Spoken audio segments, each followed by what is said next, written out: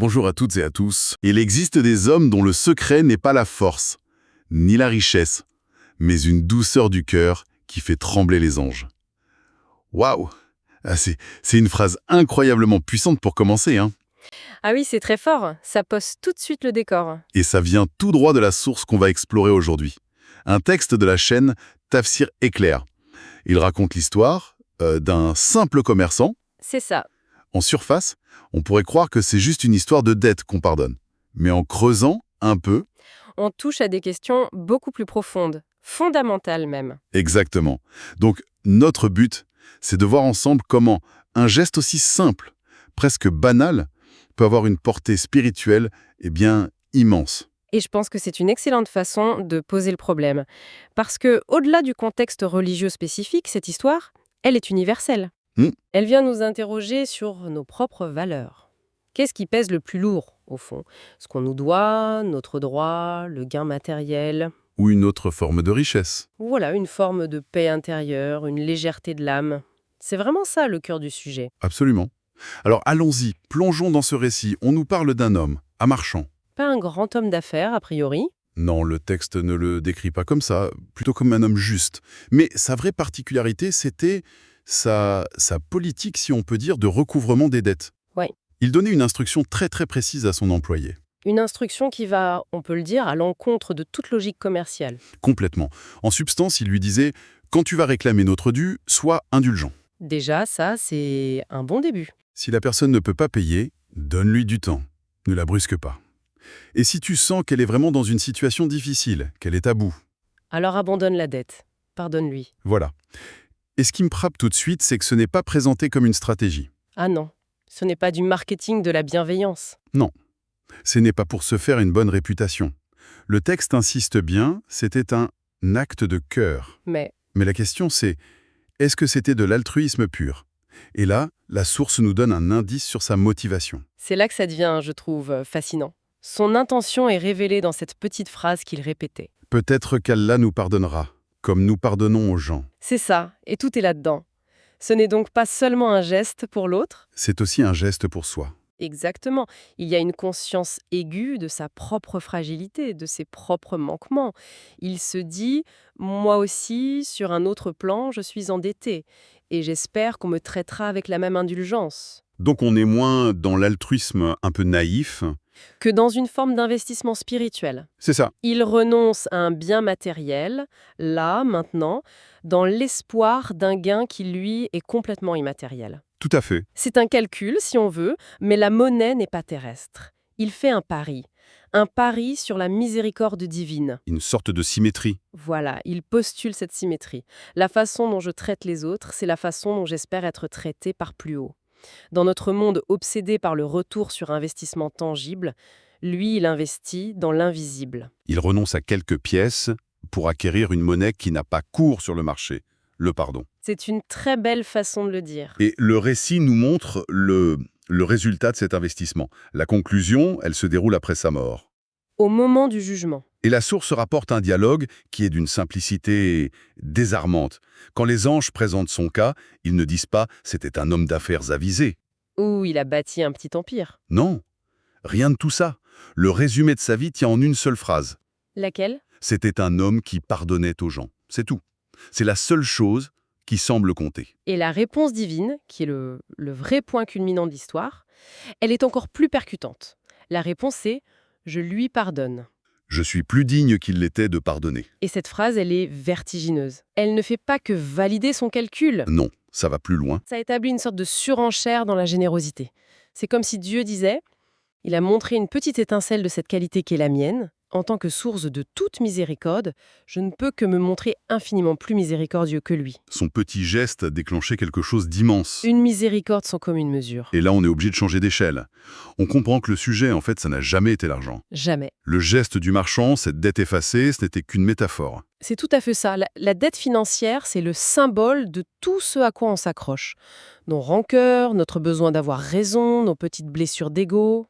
Le texte nous dit que le vrai enjeu, c'est un état intérieur, cette capacité à lâcher prise, à ne pas laisser son cœur se durcir, se calcifier à cause d'un dû. L'image utilisée est très forte. Oui. Pardonner, c'est perdre matériellement, mais gagner une lumière que l'argent n'achètera jamais. La vraie richesse, elle n'est pas dans le portefeuille. Elle est dans cette lumière. J'aimerais qu'on s'arrête un instant sur cet échange divin, comme le nomme la source. D'un côté, il y a ce à quoi l'homme a renoncé. Et le texte est très clair là-dessus. Oui, quelques pièces, des petites sommes parfois, des montants pour lesquels, soyons honnêtes, beaucoup d'entre nous iraient au conflit. Ah oui, engagerait des procédures, perdrait le sommeil, c'est tangible, c'est concret. C'est ça. Mais c'est fini. Et de l'autre côté, ce qu'il reçoit en échange. Et là, la liste, elle est presque écrasante. On parle du pardon divin pour ses propres fautes, de la paix dans l'au-delà, De la lumière le jour du jugement, de l'honneur devant les anges. et ultimement, du paradis. Quand on met les deux dans la balance, La dette de quelques pièces paraît soudainement insignifiante, ridicule même. c'est ce qui amène l'auteur du texte à poser cette question: quel deal pourrait être plus juste? C'est une question qui ébranle notre rapport au droit. Oui, on est éduqué à défendre notre droit à ne rien lâcher. Mais ce texte, il explore la psychologie inverse. Il cite un enseignement qui dit Ce n'est pas ce que tu perds qui compte. « c'est ce que tu libères en toi J'ai vu que cette idée, elle me parle énormément. ». Elle est fondamentale, parce qu'elle renverse complètement la perspective. D'habitude, le pardon, on le voit comme une perte sèche. Je perds mon argent, je perds la satisfaction d'avoir eu réparation. C'est ça. Le texte, lui, le décrit comme une libération. Chaque fois qu'on s'accroche à une dette, à une rancune, le texte dit que c'est un point invisible. Une chaîne autour de son âme. Exactement. Pardonner, ce n'est donc pas d'abord faire un cadeau à l'autre. C'est se faire un cadeau à soi-même. C'est couper la chaîne, se délester du poids. Cet homme n'était pas juste bon, il était spirituellement intelligent. Il avait compris comment voyager léger. C'est ça. Mais cette intelligence spirituelle, aussi belle soit-elle, est-ce qu'elle n'a pas une limite? Le texte est très idéaliste. Je vois où vous voulez en venir. Il ne semble pas aborder le cas où le débiteur est malhonnête, où le pardon devient une porte ouverte à l'abus, à la manipulation. Comment on fait la part des choses? C'est une objection très importante et très juste. Le texte ne prône pas une naïveté qui consisterait à se laisser abuser en permanence. Alors, où est la clé? La clé, elle est dans l'instruction du marchand. S'il semble vraiment dans la difficulté, il y a une notion de discernement. D'accord. D'effacer les dettes de tout le monde sans distinction, mais de faire preuve d'empathie et de miséricorde quand on sent une détresse réelle. La distinction est subtile, mais elle est cruciale. Le but n'est pas d'éradiquer la justice. Non, mais de la tempérer par la miséricorde. Il s'agit de choisir ses batailles et surtout de se demander si la bataille en vaut le coup pour son propre cœur. C'est beaucoup plus nuancé. Et ça m'amène à la question suivante. Si on accepte cette logique, comment on l'applique concrètement aujourd'hui, dans un monde qui ne fonctionne pas du tout sur ces principes? Eh bien, la source suggère justement 4 domaines. Le premier, le plus évident, c'est notre vie personnelle. D'accord. Et là, l'idée centrale, c'est d'apprendre à renoncer pour trouver la paix.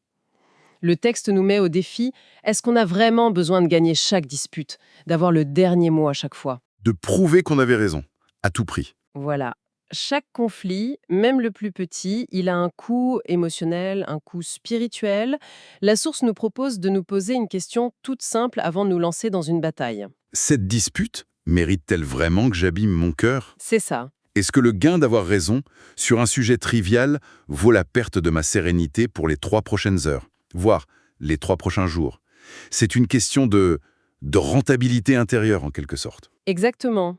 Et ce principe, il s'applique de manière encore plus critique dans le deuxième domaine, la famille. Ah oui, La source le dit sans détour.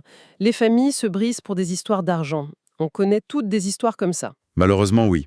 Des frères et sœurs qui ne se parlent plus pour un héritage, des cousins fâchés à vie pour un prêt qui n'a pas été remboursé. Car la somme en jeu paraît dérisoire par rapport à la destruction des liens. La rancœur a tout emporté. Précisément. Et c'est là que le choix conscient dont parle le texte intervient. Il ne s'agit pas d'ignorer l'injustice, mais de hiérarchiser ses valeurs. Qu'est-ce qui est le plus précieux à long terme?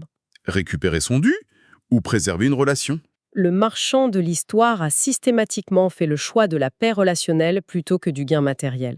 C'est un choix stratégique pour l'âme, pas un signe de faiblesse. Le troisième domaine, c'est plus large, la société. Et là, la source dresse un portrait assez sombre de notre époque. Oui, elle la qualifie de dure, rapide, brutale. Une époque où la patience est vue comme une perte de temps et l'indulgence comme de la faiblesse. On le voit partout, non? Absolument. Dans la culture de l'indignation permanente sur les réseaux sociaux, où la moindre erreur est impardonnable. Dans les négociations où il faut écraser l'autre. même en voiture. Le moindre écart déclenche l'agressivité, c'est vrai. Dans ce contexte, un simple geste d'indulgence, laisser passer quelqu'un, accorder un délai, ne pas réclamer son dû avec agressivité, ça devient un acte de résistance. Un acte de résistance, j'aime beaucoup cette idée. Ce n'est plus seulement un acte de piété personnelle, c'est presque un geste politique. C'est ça. C'est injecter une logique différente dans un système basé sur l'ego et la compétition. Une lumière dans un monde saturé d'ego, pour reprendre les mots du texte. Tout à fait. La source va même jusqu'à dire que pardonner, c'est imiter l'un des attributs divins, à la fois celui qui efface, qui passe l'éponge. C'est une tentative, à notre petite échelle, de faire descendre une qualité céleste dans une réalité souvent impitoyable. C'est une belle vision des choses. Ce qui nous amène logiquement au 4e domaine, qui est un peu la clé de voûte de tout le raisonnement du texte, la vie spirituelle. Oui, c'est là que ce principe de miroir, de réciprocité, est énoncé le plus clairement. La règle d'or est posée, Allah te traite comme tu traites les autres. Ce n'est pas juste une belle formule. Non, c'est un principe actif. Le texte le décline en exemples très concrets. Tu pardonnes une offense, il efface tes fautes. Tu facilites la vie de quelqu'un, il t'ouvre des portes quand tu es bloqué. Tu apaises le cœur de quelqu'un. Il apaise le tien quand tu es angoissé. C'est un mécanisme direct, presque mathématique. Donc, la question finale que le texte nous renvoie, c'est presque une stratégie de vie. Ce n'est pas juste « sois bon », c'est « que veux-tu pour toi-même ». C'est exactement ça. L'invitation à l'introspection est très pragmatique. Que veux-tu qu'Allah fasse pour toi? Fais-le aux autres d'abord. Si tu veux de la miséricorde, sois miséricordieux. Si tu veux de la facilité, sois quelqu'un qui facilite. Tu deviens en quelque sorte l'artisan de la manière dont tu seras traité. C'est d'une simplicité et en même temps d'une exigence redoutable. Si on essaye de synthétiser un peu tout ça, le message central, c'est qu'on n'est jamais vraiment perdant quand on pardonne. À une condition essentielle. La pureté de l'intention. Exactement. Le marchand ne le faisait pas pour être applaudi sur la place publique. Il le faisait dans une relation intime avec sa conviction. C'est ça. Si le pardon devient un spectacle ou une façon de se sentir moralement supérieur, il perd toute sa valeur. C'est le secret du cœur du marchand, son intention cachée, qui a, selon le texte, déclenché cette cascade de miséricorde. Ce qui nous rappelle que des gestes discrets, invisibles pour le monde, peuvent avoir un poids immense dans une autre économie. Une économie spirituelle. Et que chaque choix, même le plus petit, pardonner une parole blessante, renoncer à une petite dette, Relaisser couler une injustice mineure. est une façon de plaider sa propre cause. On ouvre pour soi-même les portes du pardon qu'on espère tant recevoir. C'est un vrai changement de paradigme. Complètement. On passe d'une posture de créancier, qui attend toujours qu'on lui rende justice, à une posture de semeur. On sème des graines de miséricorde autour de soi. Dans l'espoir que la récolte se fasse pour nous, au moment où on en aura le plus besoin. C'est ça. Mais toute cette discussion me ramène à la question que j'ai posée tout à l'heure, et qui reste un peu en suspens. Oui. L'histoire oppose clairement le pardon d'une dette à la poursuite de son droit, même quand il est légitime.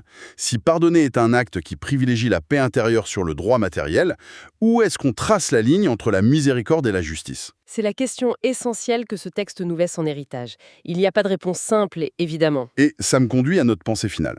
Dans nos propres vies, comment discerner le moment où il faut lâcher prise pour libérer son âme, du moment où il faut se battre pour ce qui est juste? Pas seulement pour soi, mais aussi pour les autres, pour ne pas laisser l'injustice s'installer. Comment faire la différence entre un pardon qui élève et un pardon qui serait une forme de complaisance face au mal? Abonne-toi, active la cloche et n'oublie pas de liker, commenter et partager.